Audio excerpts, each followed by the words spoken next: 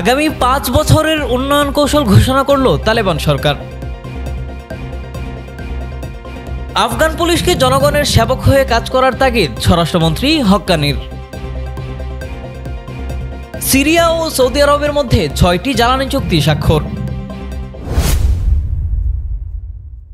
আফগানিস্তানের আগামী 5 বছরের উন্নয়ন পরিচালনার লক্ষ্যে তালেবানের নেতৃত্বাধীন সরকার একটি দীর্ঘমেয়াদী ও সর্বাত্মক পরিকল্পনা অনুমোদন করেছে। ইতোমধ্যে এর বাস্তবায়ন কার্যক্রম শুরু হয়েছে। ডেপুটি প্রধানমন্ত্রী মোল্লা আব্দুল গনি বেরাদারের সভাপতিত্বে অনুষ্ঠিত মন্ত্রিসভার বৈঠকে এ পরিকল্পনা অনুমোদন করা হয়। বৈঠক শেষে সংবাদ সম্মেলনে ইমারতে ইসলামিয়ার মুখপাত্র ও ডেপুটি তথ্যমন্ত্রী মাওলানা জাবিহুল্লাহ মুজাহিদ উন্নয়ন কৌশল সম্পর্কিত সিদ্ধান্ত তুলে ধরেন। আফগানিস্তানের সর্বোচ্চ নেতা বা আমিরুল মুমিনিন শাইখুল হাদিস হিবাতুল্লাহ আখুন্দজাদার নির্দেশে অনুমোদিত এই উন্নয়ন কৌশল দেশীয় সক্ষমতা ও সম্পদ ব্যবহার করে জাতীয় মৌলিক লক্ষ্য অর্জনের উদ্দেশ্যে প্রণয়ন করা হয়েছে। এটি একটি সর্বাত্মক, একীভূত ও দীর্ঘমেয়াদী দলিল যা আগামী 5 বছরের জন্য রাষ্ট্রের সব সম্পদকে অভিন্ন পথে পরিচালিত করবে। আফগান ডেপুটি তথ্যমন্ত্রী মাওলানা মুজাহিদ বলেন, এই পরিকল্পনা আফগানিস্তানের উন্নয়নের জন্য একটি সুনির্দিষ্ট রোডম্যাপ। ধাপে ধাপে কার্যকর পদক্ষেপ নেওয়া হবে যাতে জনগণ বাস্তব সুফল পায়। তিনি জানান, কৌশলে সুশাসন ও আন্তর্জাতিক সম্পর্ক, নিরাপত্তা ও জনশৃঙ্খলা, অর্থনৈতিক প্রবৃদ্ধি ও সামাজিক উন্নয়ন সহ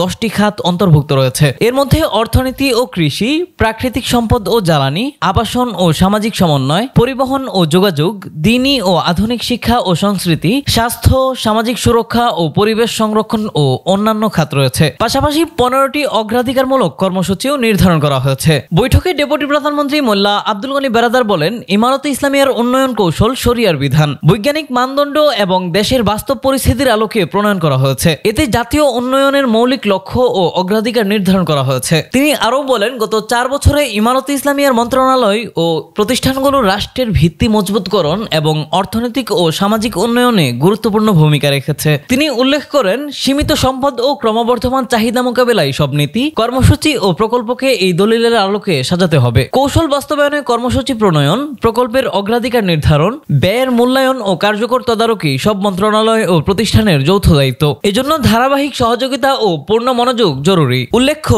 এই উন্নয়ন কৌশল ইসলামী বিধানের আলোকে প্রণীত।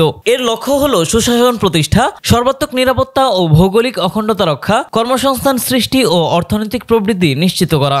দলিলটি বাস্তবায়নের মাধ্যমে স্বচ্ছতা ও জবাবদিহিতা শক্তিশালী হবে এবং সরকারের প্রতি জনগণ ও আন্তর্জাতিক সমাজের আস্থা আরও বৃদ্ধি পাবে। পাশাপাশি শিক্ষা, স্বাস্থ্য ও অন্যান্য মৌলিক সেবায় প্রবেশাধিকারও উন্নত হবে।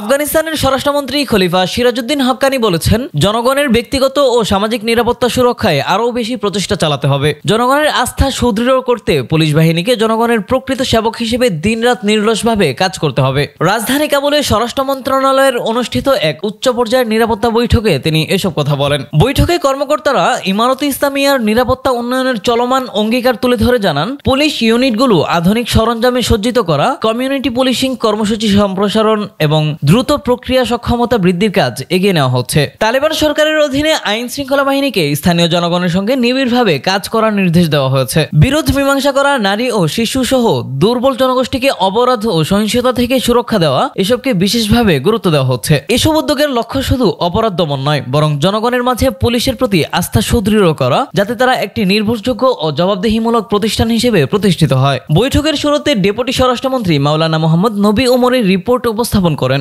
বৈঠকে আরও উপস্থিত ছিলেন মন্ত্রণালয়ের উপমন্ত্রী, বিভিন্ন দপ্তরের পরিচালক ও বিভাগের প্রধানগণ। আলোচনায় নিরাপত্তা ইস্যুর পাশাপাশি জনগণের দৈনন্দিন সমস্যার সমাধান নিয়েও কথা হয়। সিরিয়া ও সৌদি আরবের মধ্যে একটি চুক্তি এবং 6টি সমঝোতা স্মারক স্বাক্ষরিত হয়েছে, যা জ্বালানির একাধিক খাতকে অন্তর্ভুক্ত করে। সৌদি সংবাদ মাধ্যম আল ইখবারিয়া জানিয়েছে, এসব চুক্তি রিয়াদ ও দামেস্কের মধ্যে জ্বালানির বিভিন্ন ক্ষেত্র ঘিরে হয়েছে। সিরিয়ার নিউজ এজেন্সি সানা জানায়, চুক্তিগুলোতে রয়েছে বিদ্যুৎ প্রকল্পে সহযোগিতা, ট্রান্সমিশন ও ডিস্ট্রিবিউশন স্টেশন, ভূভৌতিক ও ভূতাত্ত্বিক জরিপ, তেল ক্ষেত্র সেবা, খনন কাজ ও কূপের রক্ষণাবেক্ষণ। এছাড়াও এতে অন্তর্ভুক্ত রয়েছে প্রযুক্তিগত প্রশিক্ষণ, জনশক্তি উন্নয়ন, তেল ও গ্যাস ক্ষেত্র ব্যবস্থাপনার জন্য সমন্বিত সমাধান। নতুন এসব চুক্তি স্বাক্ষরিত হয়েছে সৌদি বিনিয়োগ মন্ত্রণালয়ের উপমন্ত্রী আব্দুল্লাহ আল দুবাইখি নেতৃত্বাধীন এক সৌদি বিনিয়োগ প্রতিনিধি দলের দামেস্ক সফরের সময়। সফরের উদ্দেশ্য ছিল দ্বিপাক্ষিক অর্থনৈতিক সম্পর্ক জোরদারের সুযোগগুলো অনুসন্ধান করা। এর আগে গত জুলাইয়ে দামেস্কে অনুষ্ঠিত হয়েছিল প্রথম সিরিয়া সৌদি বিনিয়োগ ফোরাম, যেখানে মোট 44টি চুক্তি স্বাক্ষরিত হয়, যার মূল্য ছিল $6 বিলিয়ন। 2024 সালের শেষ দিকে প্রেসিডেন্ট বাশার আল আসাদ ক্ষমতাচ্যুত হওয়ার পর থেকে সিরিয়ার নতুন প্রশাসন রাজনৈতিক ও অর্থনৈতিক সংস্কার চালিয়ে যাচ্ছে এবং একই সঙ্গে আঞ্চলিক ও আন্তর্জাতিক অংশীদারদের সঙ্গে সহযোগিতা বাড়ানোর চেষ্টা করছে। প্রায় 25 বছর সিরিয়ার নেতৃত্বে থাকা আসাদ গত ডিসেম্বরে রাশিয়ায় পালিয়ে যান। এর মধ্য দিয়ে 1963 সাল থেকে ক্ষমতায় থাকা বাথ পার্টির শাসনের অবসান ঘটে। এবছরের জানুয়ারিতে প্রেসিডেন্ট আহমদ আল শারার নেতৃত্বে একটি নতুন অন্তর্বর্তীকালীন প্রশাসন গঠিত হয়।